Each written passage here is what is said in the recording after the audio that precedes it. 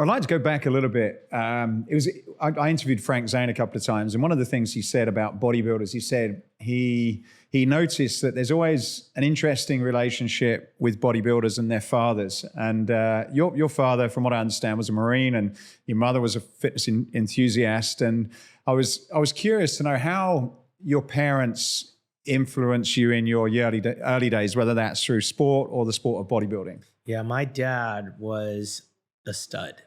I don't think it was a Marine. I think he might have been Air Force. I know both my parents were electrical engineers. My dad ultimately became a janitor because he wanted to own his own business. He saw a janitor driving a Cadillac making more money than his boss. And my dad said, screw it, I'm going to go do this. And he pursued it. And he raised 8 kids on that business, Ray Clean Building and Maintenance. My dad had 8 kids, yeah. My mom became a CPA, an accountant. And it's crazy because you had this blue collar worker and this white collar thinker, but it worked. The dynamic was different, 2 different type of personalities. I gleaned a little bit from both, but when you clean toilets and big buildings, and I've had to do, it's like manual labor. In my mind, my mentality is like slave labor because my dad's like, oh, you're keeping a roof over your head, putting food in your stomach. And I'm a kid, I'm the youngest. So the teenagers understood it, and I'm the youngest. I'm just following what everybody else did. So I grew up thinking this is just, everybody's doing this, right? Everyone worked for my dad, all my friends, all the neighbors in the block.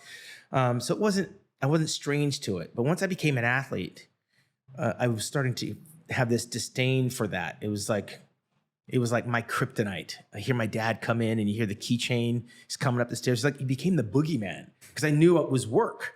Dad's home, it's time to go to work. And work was from Los Angeles to San Diego. I didn't know from 1 minute to the next, once I'm in the vehicle, when I'm even coming home, you know? And so it's not like we had cell phones back in the day, and it created some issues with my mom, but all of us were subjected to this work that we had to do. There was no telling my dad no. If you could hide and be fortunate enough to hide long enough for dad to drive off, it was a good day, right? Then the other kids would be mad at us. But I did not want to grow up and clean toilets for a living. It wasn't my thing. Although my dad did it very well and had other employees that would sustain the business, it wasn't for me. I needed to get out and run. I wanted to play football, and that was my dream until I met John to become a bodybuilder. But my dad was a stud. We were eating steaks at 5, 6 years old. You wake up in the morning, the house is all smoky, and it's a steak. So, you know, in bodybuilding, you need the meat and potatoes to put on the side. So eating became something that me and my dad had in common.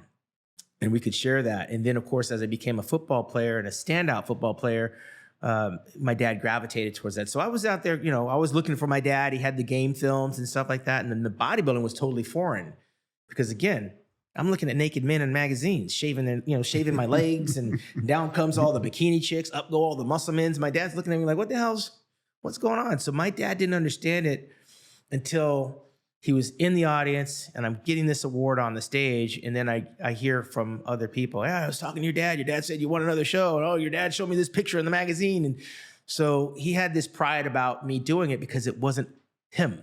This wasn't something he was doing. My dad didn't go to the gym with me. He didn't teach me how to diet and train. This was something I created for myself. And I think there was a lot of pride, but there was also a lot of angst because he didn't know how I was going to survive. I didn't know how I was going to survive, but I saw someone that was, and John was surviving. And I just needed to learn how that was happening, the mechanisms of the business.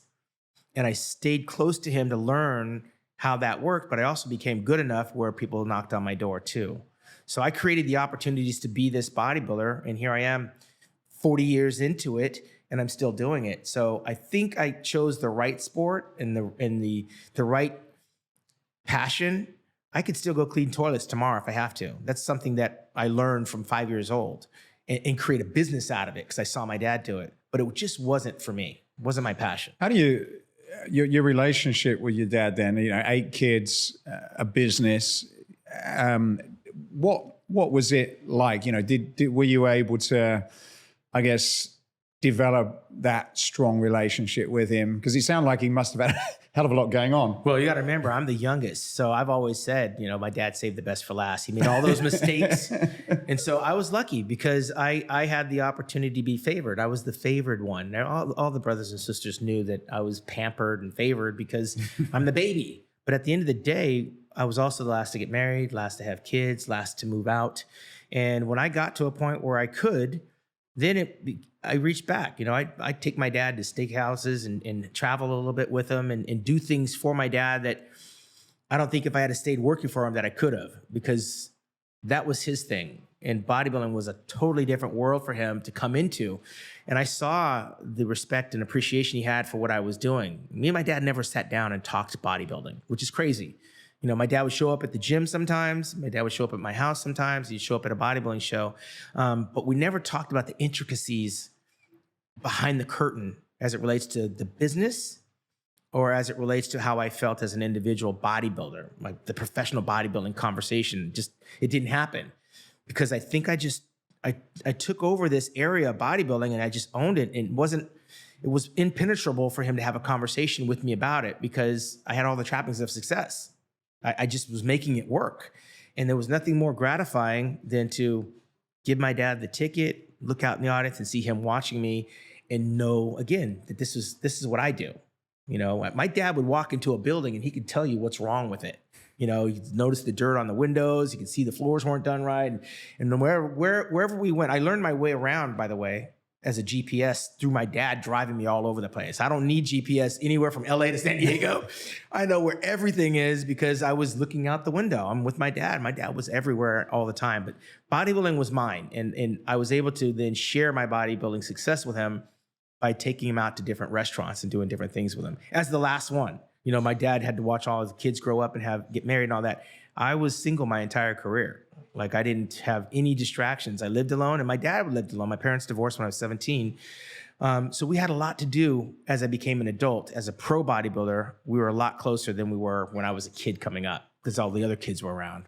You were definitely in a great position genetically. You had this sort of young talent, but also I think, you're put in, how's best to explain it? You're also put in an interesting position with bodybuilding as it was at that time when you entered. And I see you've got the nickname, the Giant Killer. And looking at your career over that period of time, you are, on looking at you on your own in the magazines, you'd imagine you were sort of 6'2" and huge, but next to others on a stage that were, like the Dorians and the Lee Haneys, for example, you were just naturally a lot smaller. So where did the name come from, and how did you mentally deal with the fact that you were standing on stage with people that were just physically a lot bigger than you? Yeah, I mean, the Giant Killer is one that just comes to a guy that's beating giants, right? I mean, I came into the sport. Lee Haney was changing the game. Before Lee Haney, it was in 1980 that Arnold was the last big bodybuilder. And Arnold was 6 foot, maybe 6'1", 230, 229 at best. And that was in 80 when he retired. And then it became these smaller guys, Franco Columbu, Chris Dickerson, Samir Banu. And in 1984, the year I graduated high school, we're back up to 5'10", 5'11" with Lee Haney. And Lee Haney was like standing head and shoulders above the competition. When Lee got third in his first Olympia in 1983, when Samir won it, that's when I started bodybuilding. And I thought, he just beat him. Samir's my size, and he just beat this big guy. Well, in 1984, Lee Haney wins it and holds on for a record 8 consecutive wins. And I caught the tail end of that. And I never had any grand illusions when I started, like, I'm going to beat that guy. Like, I wanted to be like Samir and Chris Dickerson, but Lee Haney's on another level. So my first Olympia, I'm 13th place, and I got the best seat in the house to see what I'm up against. And it was overwhelming. Like, I just thought he's on another plane. Like, I'm just happy to be here. But then I came back in 1990, qualified for Mr Olympia, and I won the Ironman and the Arnold Classic. And then I went to Mr Olympia and I got 3rd place in Chicago. And that was the year they drug tested, and I got 3rd place. But there were some call outs and comparisons with me and Lee. A million miles away from high school when I graduated, looking at Lee winning. And granted, Lee wasn't at his best because of the drug testing, but none of us were. And the year later, Lee would retire. And the year Lee retired in 1991, I won the Arnold Classic again. Now I'm thinking in my head, I'm going to be next in line because there's no big guy. And Lee was really the only big guy at 5'10".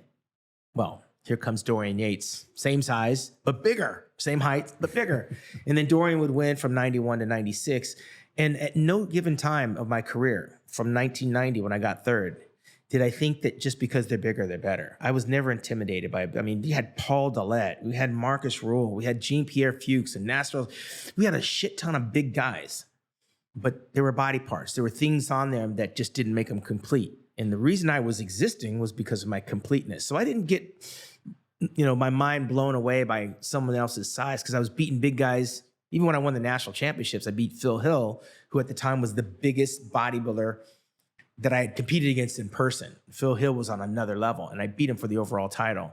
So I had the confidence that if I'm complete, I could be Muhammad McAway. I could be the next Lee Labrada. I can be Chris Dickerson and Samir. So I had the confidence that they can do it, I can do it. And one by one, they all fell. And when I look back over my career, there's only 2 guys I never beat.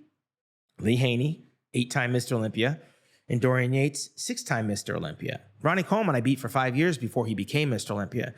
So that's a big feather in my cap in terms of looking back in hindsight, because I just never bought into the belief that just because a guy's bigger, he's better.